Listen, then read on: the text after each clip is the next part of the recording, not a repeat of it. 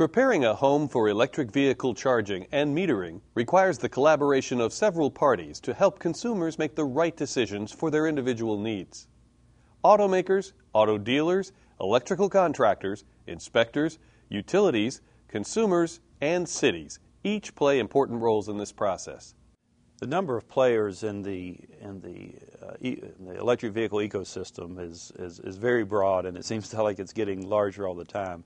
But obviously, it's very important the automakers are a very critical key to this process. What type of charging equipment is needed? What's coming standard? As customers look at developing or installing a charging station in their home, the automotive dealer may be involved in the process.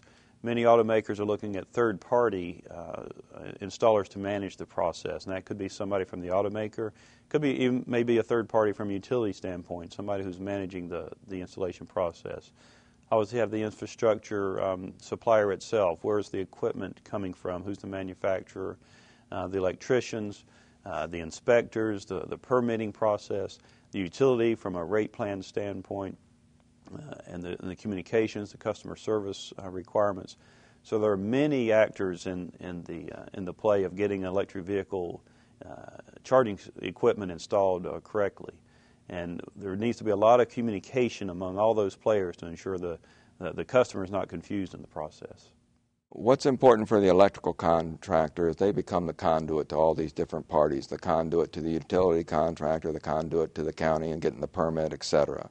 So they're going to get the information out to make sure that everybody's on board and what we're doing is okay. It's not causing any problems, no red flags or whatever. And that's what's the process, probably the key to the whole process, is to make sure that this communication takes place. Once a consumer has made the decision to purchase a plug-in hybrid or full battery electric vehicle, the first step is for the consumer to contact their local utility to discuss rate plan options. As utilities are looking at different programs to offer for electric vehicle owners, that may include different rates, like time of use rates, or different off-peak pricing, but that also could translate into what we call demand response programs, which historically have been done more for air conditioners or electric water heaters. In that situation, at peak times, we're able to send a signal, and if the customer has agreed to participate in a program, we can interrupt those loads for a specific agreed-upon period of time. The type of vehicle purchased, consumer driving patterns, and the local utility rate plans will determine the most advantageous EVSE strategy for the homeowner. So, for example, if you were to buy a plug-in hybrid car that has 10 to 20 to 30-mile all-electric range, it will recharge in 4 to 6 hours on a 110, 120, 15-amp service. So it might be sufficient. Go home, use that service, plug in, not be concerned. If you go to a 40-mile range, like the Volt, you may decide that you want to have a little bit faster charge. So you charge in 2 to 3 hours. So maybe you would still use level 1 if you wanted to, but you could go to a level 2. The utility may dispatch a service planner to evaluate the adequacy of the local transformer and service drops and evaluate the consumer's electrical plan. In any case, failure to notify the local utility can result in possible delays, service interruptions, and costly transformer upgrades. At this point, the consumer selects a licensed and bonded electrical contractor. The electrical contractor assigns a licensed or certified electrician to assess the consumer's home wiring and panel needs, keeping the customer's rate plan and charging level preferences in mind. The electrical contractor will evaluate the home in regards to the EVSE load impact on the existing service capacity. He'll calculate the current and intended electrical loads to determine what modifications, if any, need to be incorporated in the EVSE installation.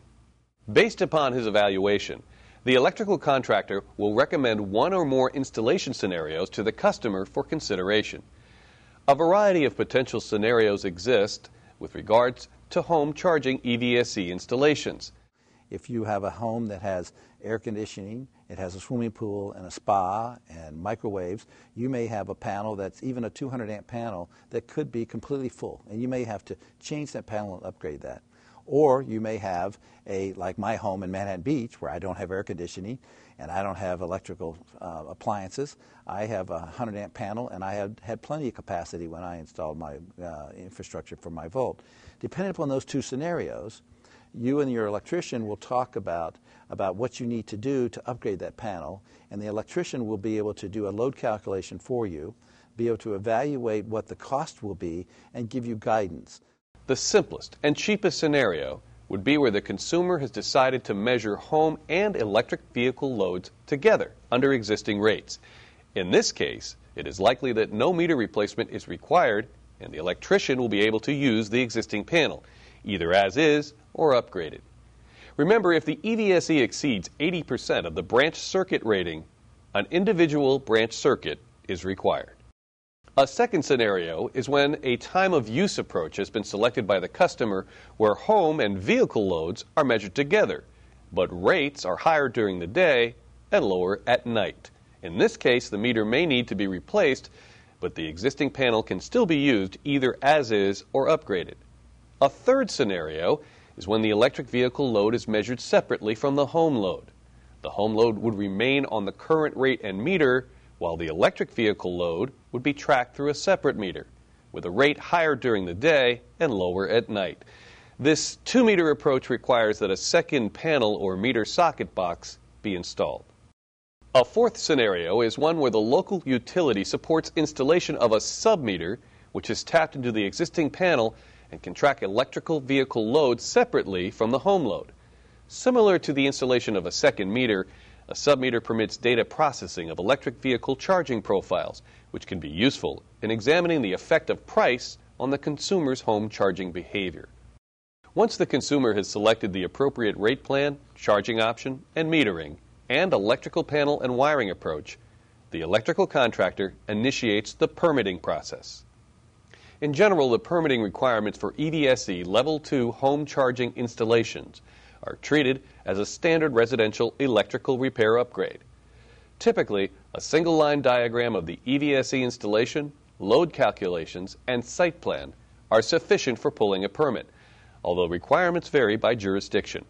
The process is generally very expeditious, especially if the contractor arrives with the critical information, the load calculations, where it's being installed, the wiring methods, and arrives with proper licensure and certification. The process can move very quickly in almost all cases if those conditions are adhered to.